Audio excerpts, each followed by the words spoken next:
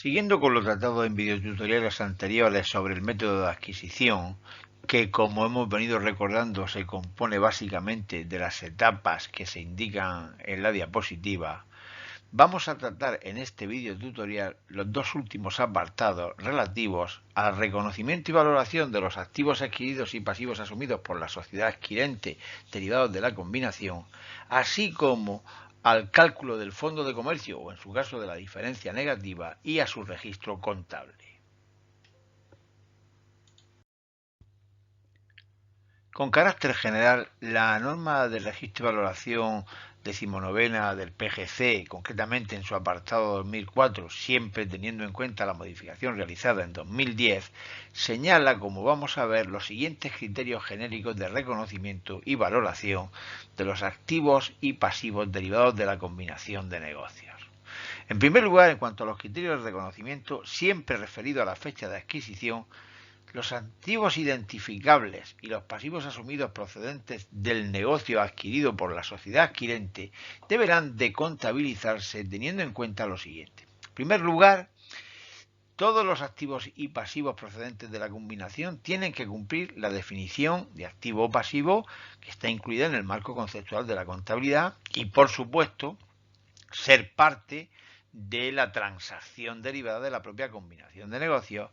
y ello con independencia, y esto es importante, de que la sociedad adquirida pudiera o no haber tenido reconocidos dichos activos o pasivos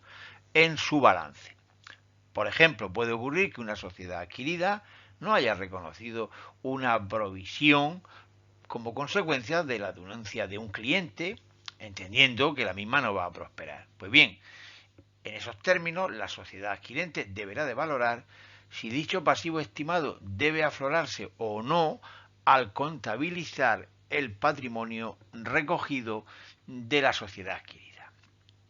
Por otra parte, también hay que tener en cuenta que la sociedad adquirente en todo caso deberá de registrar los activos y pasivos de acuerdo con lo que dicen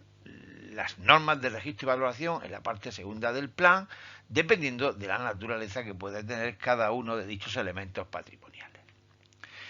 Finalmente, en cuanto a los criterios de valoración, genéricamente la norma 19 señala que, por supuesto, en la fecha de adquisición, y esto es importante considerarlo, la sociedad adquirente deberá de valorar esos activos y pasivos adquiridos procedentes del negocio que ha comprado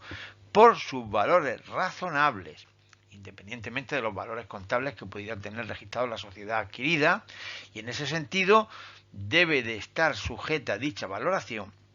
a que esos valores razonables efectivamente puedan ser medidos con suficiente fiabilidad.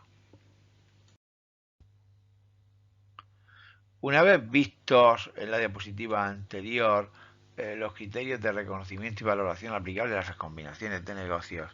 a partir de la presente diapositiva voy a concretar cuáles son las operaciones que debe de contabilizar cada una de las compañías que intervienen en la combinación.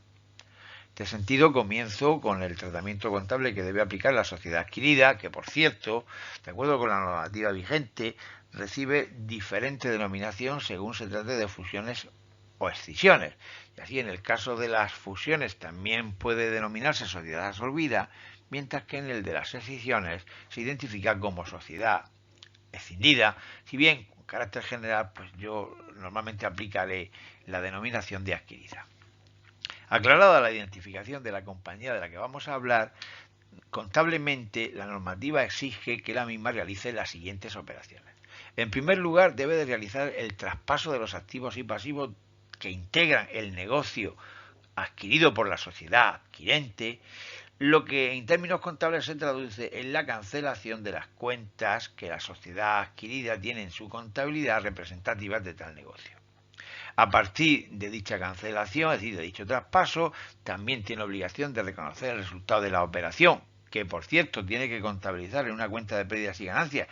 que habrá que crear al efecto, supuesto que el plan general de contabilidad no la identifica, y que desde el punto de vista cuantitativo, dicho resultado será igual a la diferencia entre el valor contable del negocio transmitido en términos de activos menos pasivos y el valor razonable de la contraprestación que vaya a recibir la sociedad adquirida, neteado de costes de la operación.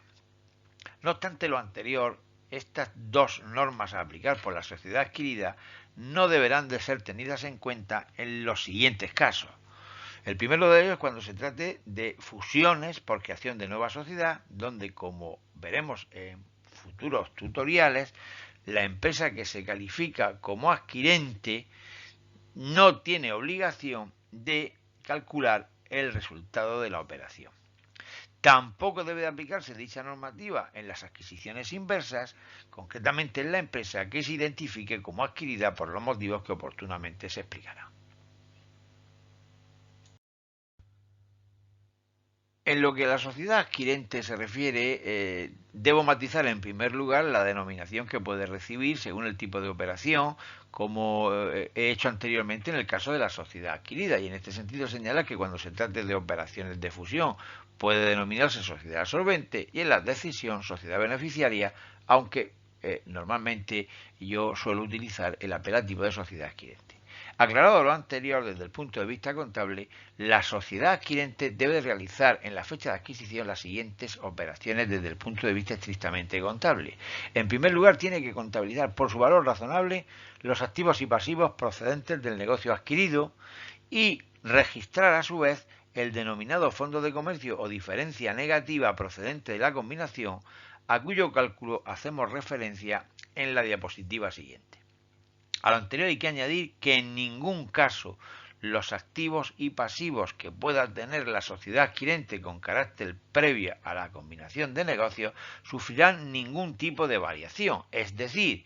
el valor contable del patrimonio de la compañía adquirente será el mismo independientemente de que haya intervenido en la combinación de negocios.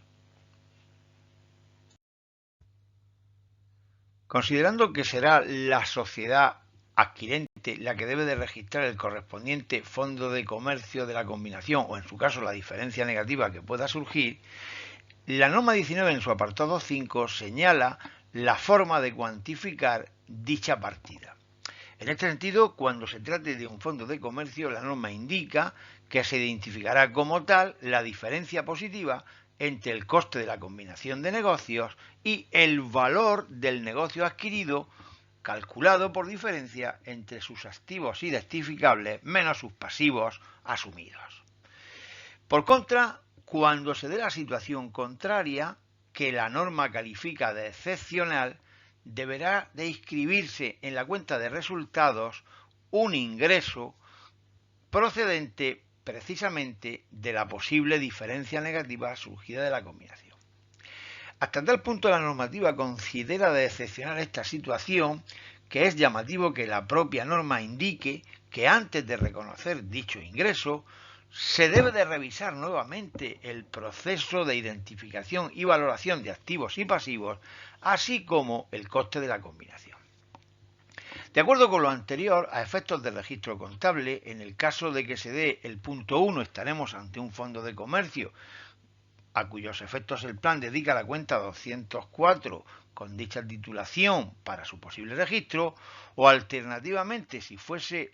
la diferencia negativa la que se obtiene de la combinación, la misma deberá de inscribirse en la cuenta de ingresos 774, diferencia negativa en combinaciones de negocios, también incluida en el Plan General de Contabilidad. Al margen de lo anterior, la normativa señala que en aquellos casos en que puedan surgir activos contingentes o elementos de inmovilizado intangible que no tengan un mercado activo, los mismos en principio no serán objeto de registro, salvo que se haya dado una diferencia negativa en la combinación de negocios y en todo caso se puedan cuantificar con el límite de dicha diferencia. Para profundizar más en el concepto de fondo de comercio, me ha parecido oportuno recoger textualmente el contenido de la cuenta 204 relativa a este activo a la que he hecho alusión anteriormente. Como se observa, el propio plan en su parte quinta indica cuál es la forma de cuantificar el fondo de comercio, por supuesto en los mismos términos que quedan recogidos en la norma de combinaciones de negocios, añadiendo además que en todo caso dicho fondo de comercio únicamente podrá reconocerse en contabilidad cuando se haya adquirido a título oneroso, es decir, haya habido una contraprestación que lo genere. Además, también me parece importante resaltar que la propia cuenta indica que el fondo de comercio sería equivalente a los beneficios económicos en el futuro de ese grupo de activos que no ha podido ser expresamente identificado, pero que en cualquier caso proceden de la combinación de negocios. Asimismo, como en cualquier cuenta de la parte quinta del Plan General de Contabilidad, comentamos a continuación los motivos de cargo y abono de esta cuenta de activos. Así se cargará por el importe que resulte de aplicar el método de adquisición al que hemos hecho alusión en este tutorial y en otros anteriores, siendo la contrapartida de la cuenta de fondos de comercio bien el subgrupo 57 de tesorería o alternativamente la cuenta 553 a la que haremos alusión en videotutoriales posteriores, puesto que tiene relación directa con la generación de pasivos procedentes de operaciones de combinaciones de negocio. Por otra parte, en cuanto a los motivos de abono, podemos observar dos. El primero de ellos tiene que ver con el posible deterioro del fondo de comercio, a cuyos efectos se abonará dicha cuenta con cargo a una cuenta de gasto relativa al deterioro de los inmovilizados e intangibles. Asimismo, también procederá a abonar la cuenta de fondo de comercio cuando se realice su enajenación o bien se curse la baja del mismo, siendo las contrapartidas generalmente cuentas del subgrupo 57 de tesorería o en el caso de posibles pérdidas, la cuenta 670 que registra de forma concreta las pérdidas procedentes del inmovilizado intangible. Y con estos comentarios sobre fondos de comercio damos por finalizado este tutorial relativo a la valoración de los activos y pasivos del negocio adquirido, así como del propio fondo de comercio. Gracias por la atención prestada.